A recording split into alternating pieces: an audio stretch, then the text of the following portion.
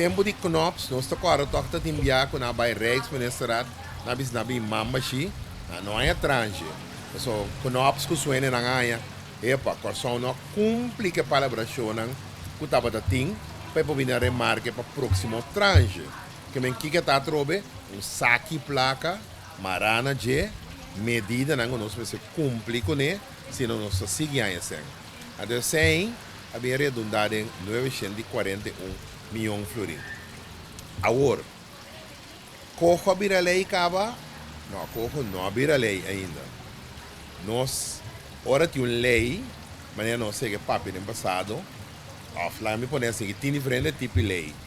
Aqui nós estamos tratando não de uma lei de Corsol, um landsverordening, não se visa, que o nosso parlamento está passando. Então, tem lei não parlamento está passa, tem lei que o ministro está lá entrar, landsbesluit, o governador da firma, tem o ministro ele beschikken, o ministro só da firma, mas essa aqui não é outro tipo de lei, não é lei de reino. Então, para colmo, não está zoomar uma lei de reino. É uma lei de reino de consenso. O que é a diferença entre uma lei de reino e uma lei de reino de consenso? Ora, não se sabe, uma lei de reino de consenso significa que para a lei para concretizar finalmente de uma lei, mestre tem consenso over o inteiro trajecto. Que bem, foi hora não começar a trazer, o Holanda pensa, nós vamos trazer lei, e mesmo tem consenso com as partes do reino, mas tem consenso com o governo, dia não começar a trazer, o gabinete regional. Mas tem consenso, primeiro começar com o Che, depois, está de acordo, vira coco. Agora, mas tem consenso com o governo de tempo regional, governo de Rutte, governo de Sint Maarten, governo de Ruba, para aí começar a arrancar.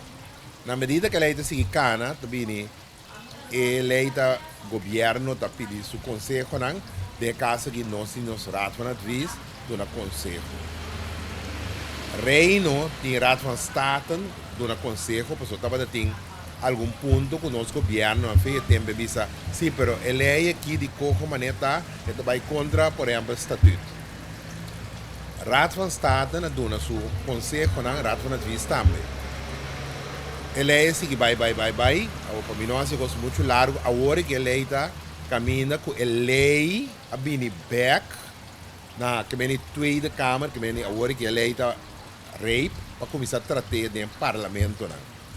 Onde ele está bem, ele está mandar na tweede kamer, ele está mandar na parlamento de Corsol, de Aruba e de Sint Maarten. Que agora é o momento que o parlamento vai tratar a lei.